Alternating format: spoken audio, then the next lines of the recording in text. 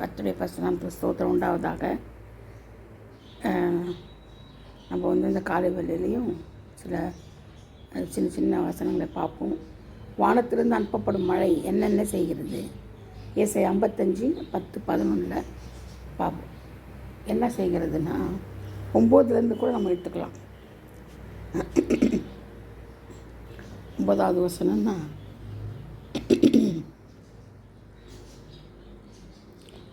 பூமியை பார்க்கிலும் வானங்கள் எப்படி உயர்ந்திருக்கிறதோ அப்படியே உங்கள் வழிகளை பார்க்கிலும் என் வழிகளும் உங்கள் நினைவுகளை பார்க்கிலும் என் நினைவுகளும் உயர்ந்திருக்கிறது. யார் சொல்கிறதுன்னா கர்த்தர் சொல்கிறார். அவருடைய வழிகள் பார்த்திங்கன்னா உயர்ந்திருக்கிறதா, நினைவுகளும் பார்க்கணும் எல்லாமே உயர்ந்திருக்கிறது. இப்போ பூமிக்கும் வானத்துக்கும் அதை பற்றி சொல்கிறார். எவ்வளோ உயரமோ அவ்வளோ வழியும் அவருடைய வழிகளும் அவருடைய நினைவுகளும் அப்படி உயர்ந்திருக்கிறது. அப்புறம் 10ஆம் வசனத்தில், மாரியும் உறைந்த மழையும் வானத்திலிருந்து இறங்கி, மழை இறங்கி என்ன செய்யுது? வானத்திலிருந்து அனுப்பப்படும் மழை என்னென்ன செய்யுதுன்னு சொல்கிறது கேட்டாங்க இல்லையா? அது என்னதுன்னா, மாரியும் உறைந்த மழையும் வானத்திலிருந்து இறங்கி, பார்த்தீங்களா, அவ்விடத்துக்கு திரும்பாமல் பூமியை நனைத்து அதில் முளை கிளம்பி விளையும்படி செய்து விதைக்கிறவனுக்கு விதையும் புசிக்கிறவனுக்கு ஆகாரத்தையும் கொடுக்கிறது. எது? வானத்திலிருந்து அனுப்பப்படும் மழை, அதாவது மாரியும் உறைந்த மழையும் வானத்திலிருந்து இறங்குதான். அப்போ இந்த மழையை பற்றி எப்படி அருமையாக சொல்கிற பற்றி இறங்குது. நம்ம என்ன செய்கிறோம்? சனியை முடிச்ச மழை பெய்யுது, ஐயோ அப்படிலாம் சொல்கிறோம் இல்லையா? உண்மையாகவே சொல்கிறேன். அந்த மாதிரி சொல்கிறோம். எத்தனையோ நானே சொல்லியிருக்கேன்.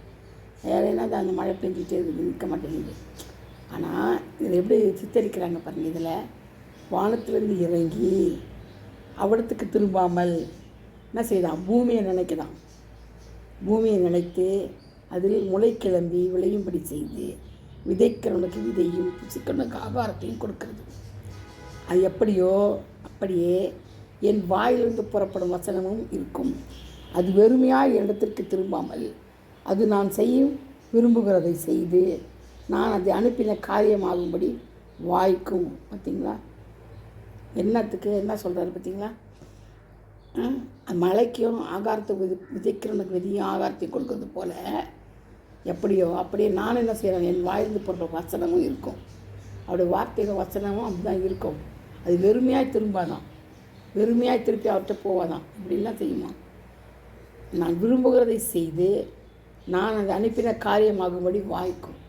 அப்போ பாருங்கள், கர்த்தர் செய்கிறது தான் செய்வார். அது வெறுமை திரும்பாதுன்றார். அப்போ என்ன அர்த்தம்? அவர் விரும்புகிறதை தான் செய்து நான் அனுப்பின காரியத்தை வாய்க்க பண்ணணும். அப்போ அது நம்ம பங்கு எதுவுமே கிடையாது. நம்ம இதுலேருந்து என்ன தெரியுதுன்னா, நம்ம ஒரு தண்டம் அப்படின்னு தெரியுது. ஏன்னா நம்ம மண்ணாக இருக்கிறோம். அவரால் உருவாக்கப்பட்ட மண்ணிலிருந்து அவர் சுவாசம் நமக்குள்ளே இருக்குது. அப்போது முற்று முடியுமா அவர் தான் நம்மளுக்கு எல்லாமே தெரியுது. இதுலேருந்தே தெரியுது பாருங்கள். ஒன்றுமே இல்லை, ஒரு மலையை குறித்து அந்த எக்ஸாம்பிள்லேயே நம்மளுக்கு தெரியுது. அதாவது என்ன செய்யுது? விதைக்கிறவனுக்கு விதையும் கொடுக்குது, ஆகாரத்தை கொடுக்குது. ஆண்டு என்ன சொல்கிற பாருங்க, அவருடைய வசனம் தான் நம்மளுக்குன்றாரு. அது திரும்பாது, வெறுமனை திரும்பாது. நான் விரும்புகிறதை செய்து நான் அனுப்பின காரியமாகும்படி வாய்க்கும். அப்போ பாருங்கள், தேவ சித்தம் மட்டும்தான் நமக்கு நடக்கும். அது மீறி எதுவுமே நம்மக்கிட்ட நடக்காது. ஆயுசு என்ன சொல்கிறது, 100 ஆயுசெல்லாம் சாக தான் போகிறோம், நடுவில் இருந்தெல்லாம் சாக தான் போகிறோம். மரணம் எப்படியே ஒரு மனுஷனுக்கு வரதான் வரும். அது எப்படி வரும்னு நம்மளுக்கு தெரியாது, ஆண்டவருக்கு தான் தெரியும். ஏன்னா உன் ஜீவன் என் கருத்தில் இருக்குதுன்றார். நம்முடைய ஜீவன் யார் கருத்தில் இருக்குது? அவருடைய கருத்தில் இருக்குது. அப்போ நமக்கு தெரியுமா மரணம் வருதுன்னு?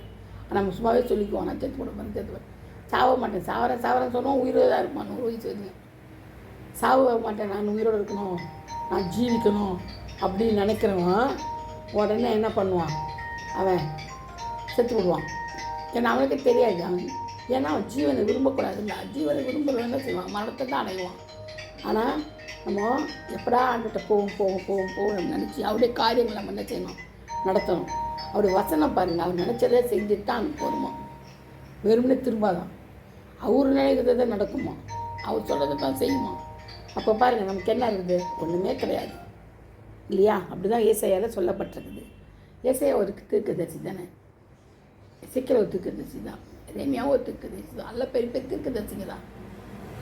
அவங்களே சொல்கிறாரு, ஆண்டவர் பேசுகிறாரு, ஆண்டவர் தான் பேசினார். அது நான் அனுப்பினது வெறுமை திரும்பாது, நான் செய்து செஞ்சுட்டு தான் வரும் அப்படின்னு. அப்போது ஆண்டவர் செய்கிறது சொல்கிறது தான் நம்ம வாழ்க்கையில் நடக்கும்.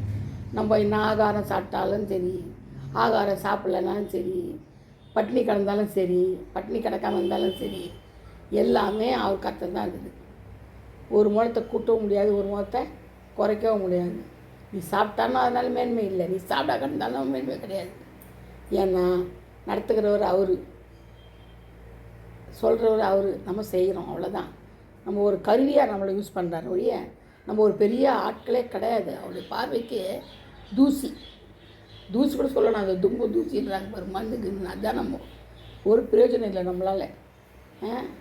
அவரால் தான் அவர் தான் நம்ம தெரிந்து கொண்டார், அவர் தான் நம்மளை கரம் பிடிச்சி நடத்தணும், அவர் தான் எல்லாமே நம்மளுக்கு. நம்மளால் ஒன்றுமே பண்ணவே முடியாது. ரொம்ப நல்லா இதை நீங்கள் ஆணித்தரமாக நினச்சிக்கோங்க, அபியாசப்படுத்துங்க, வாழ்க்கையில் கொண்டு வரணும்.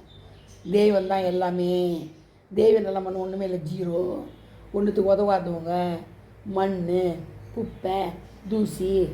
நம்ம காலில் பூண்டு புல்லை போல் சாயங்காலம் மடிஞ்சு போகிற ஆள், நம்ம பூவை போல் உலர்ந்து போயிடுவோம், நமக்குள்ளே ஒன்றும் கிடையாது அப்படின்னு நம்ம நினைக்கணும். நினச்சி துதிக்கணும். ஒவ்வொரு நாளும் அவரை துதிக்கணும், ப்ரைஸ் பண்ணணும். ஏன்னா நம்மளுடைய ஜீவன் அவர் கருத்தில் இருக்குது இல்லையா? இந்த மீன்கள் கூட பாருங்கள், அவர் சுவாசம் கூட அவரே பார்த்துக்கிட்டு இருக்குது. ஏன்னா அவர் சுவாசம் கொடுத்தவர் இல்லையா, எப்போ எடுப்பாரோ தெரியாது. இந்த மீன்கள் கூட அவரே பார்க்குது, அவர் கொடுக்குறது சாப்பிட்றதெல்லாம் எல்லாமே. ஒவ்வொரு மிருகங்களும் அப்படி தான் அவரே நோக்கி கொண்டிருக்கும்.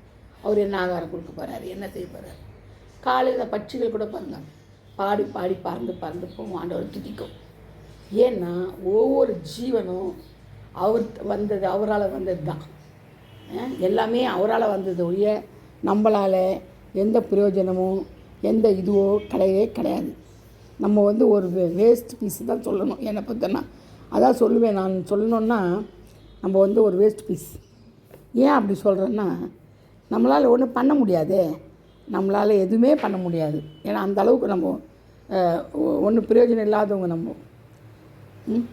ஏன்னா அவர் சொல்கிறது அதுதான், நான் விரும்புகிறதை செய்து நான் அனுப்பினதை காரியமாகும்படி வாய்க்கும். அதான் சொல்கிறார். அதனால் தான் என்ன சொல்கிறார், நான் அடுத்தது பாருங்கள், 12வது வசனத்தோடு சொல்லப்பட்டிருக்குது, நீங்கள் மகிழ்ச்சியாய் புறப்பட்டு சமாதானமாய் கொண்டு போகப்படுவீர்கள். பர்வதங்களும் மலைகளும் உங்களுக்கு முன்பாக கம்பீரமாய் முழங்கி வெளியின் மரங்களெல்லாம் கைக்குட்டும். முச்செடிக்கு பதிலாக தேவதாரு விருட்சம் முளைக்கும், காஞ்சோரிக்கு பதிலாக மிருது செடி எழும்பும்.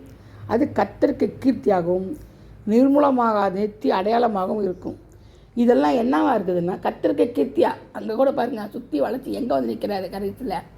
கர்த்தருக்கு கீர்த்தியாகவும் நித்திய அடையாளமாகவும் இருக்கும். எங்கே சுற்றினாலும் முதல்லையும் இயேசு தான், பின்னாடியும் இயேசு தான், நடுவுலையும் இயேசு தான்.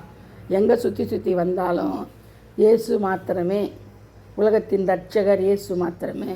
அவரால் ரட்சிப்பு கிடையாது, வேறொரு தேவன் கிடையாது, எதுவுமே கிடையாது. எல்லாம் சுவாசம் இல்லை, எல்லாமே வேஸ்ட்டு, எழுறது விருதா. அதுதான். அதனால் நம்ம என்ன செய்வோம், ஆண்டவரே பற்றி பிடித்து ஜீவிக்கணும், அவரையே தெரிந்து கொள்ளணும். அவர் தான் நம்மளுக்கு மூச்சு பேச்சு எல்லாமே.